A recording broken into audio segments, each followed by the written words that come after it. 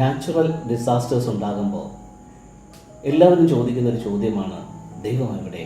പലപ്പോഴും സാധാരണ വ്യക്തികൾ ദൈവത്തെക്കുറിച്ച് മനസ്സിലാക്കിയിരിക്കുന്ന തെറ്റായിട്ടുള്ള ഒരു സങ്കല്പത്തിൽ നിന്നാണ് ഈ ക്വസ്റ്റ്യൻ ഉതിരുന്നത് തന്നെ. ദൈവം എന്ന് പറയുന്നത് കേവലം മനുഷ്യനെ പോലെ ഒരു വ്യക്തിയല്ല. ദൈവം എന്ന് പറയുന്നത് സർവ്വപ്രപഞ്ചത്തിനകത്തും നിറഞ്ഞു നിൽക്കുന്ന ഒരു ജീവചൈതന്യമാണ്.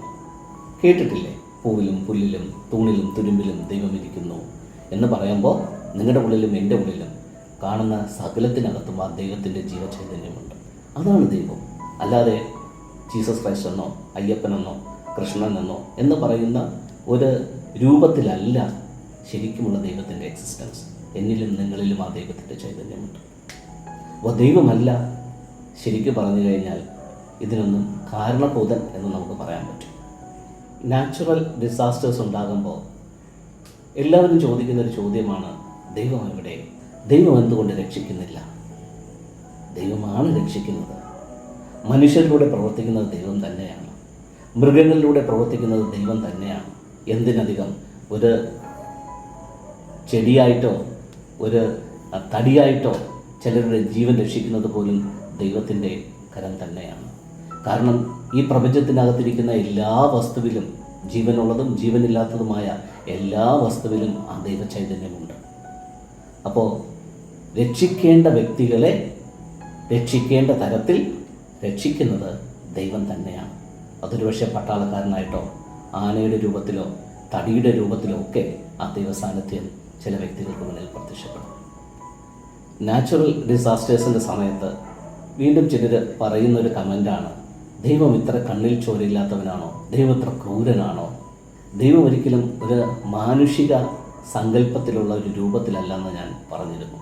ഒരുപക്ഷെ സമൂഹം നിന്ദിച്ച, കുറ്റക്കാരനെന്ന് പറഞ്ഞ, കൊള്ളരുതാത്തവനെന്ന് പറഞ്ഞ ചില വ്യക്തിയിലൂടെയായിരിക്കും ഒരുപക്ഷെ നിങ്ങളുടെ അടുക്കലേക്ക് ആ ദൈവസാന്നിധ്യം എത്തുക. ആ വ്യക്തിയായിരിക്കും നിങ്ങൾക്ക് നിങ്ങളുടെ ജീവനെ രക്ഷിക്കാനായിട്ട് ദൈവം അപ്പോയിൻറ്റ് ചെയ്തിരിക്കുകയാണ്. ഒരുപക്ഷെ നിങ്ങൾ വലിച്ചെറിഞ്ഞ ഏതെങ്കിലും ഒരു വസ്തുവായിരിക്കാം നിങ്ങൾക്ക് ആ സമയത്ത് നിങ്ങളുടെ പ്രാണനെ രക്ഷിക്കുന്ന ഒരു അഭയകേന്ദ്രമായി മാറുന്നത്. ഈ ഇടയ്ക്ക് ഒരു റീൽ കണ്ടിരുന്നു. RTO ഫൈൻ അടച്ച ഒരു വണ്ടിയാണ് അനേകം വ്യക്തികളെ രക്ഷിക്കാനായിട്ട് ഈ പ്രളയകാലത്ത് സഹായകമായത് എന്നുള്ളൊരു റീൽ കണ്ടിരുന്നു. അതുപോലെ നിങ്ങൾ നിന്ദിച്ചതായിരിക്കും നിങ്ങൾക്ക് രക്ഷയായി ദൈവം നിങ്ങളുടെ അടുക്കിലേക്ക് വിടുക. അപ്പോൾ ദൈവം ഒരിക്കലും ക്രൂരനല്ല. നിങ്ങളെ രക്ഷിക്കാനും നിങ്ങളെ സംരക്ഷിക്കാനും പല രീതിയിൽ ദൈവം ശ്രമിച്ചുകൊണ്ടിരിക്കുന്നത് നിങ്ങൾ അറിയാത്തതാണ് വിഷയം. നാച്ചുറൽ ഡിസാസ്റ്റേഴ്സ് വരുമ്പോൾ മനുഷ്യന് ദൈവത്തെക്കുറിച്ചുള്ള സങ്കല്പത്തിനകത്ത് പല വ്യതിയാനങ്ങളും ഉണ്ടാകാറുണ്ട്. പലരും ചോദിക്കും, ദൈവം എവിടെ?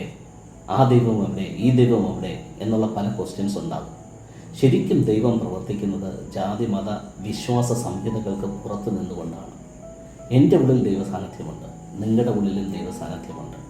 സോ ദൈവം എപ്പോഴും പ്രവർത്തിക്കാൻ ആഗ്രഹിക്കുന്നത് കൂടുതലും മനുഷ്യരിലൂടെ തന്നെയാണ്.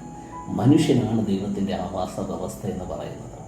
സോ ഈശ്വര ചൈതന്യം നിറഞ്ഞിരിക്കുന്ന മനുഷ്യൻ തന്നെയാണ് മനുഷ്യനെ രക്ഷിക്കാനായി, മൃഗങ്ങളെ രക്ഷിക്കാനായി, പ്രകൃതിയെ രക്ഷിക്കാനായി ദൈവം ഉപയോഗിക്കുന്ന ഏറ്റവും വലിയ മീഡിയ. ദൈവം ആരാണെന്ന് ചോദിച്ചു കഴിഞ്ഞാൽ നിങ്ങളെ തന്നെ ചൂണ്ടിക്കാണിച്ചിട്ട് ഞാൻ പറയും, നിങ്ങളാണ് ദൈവം.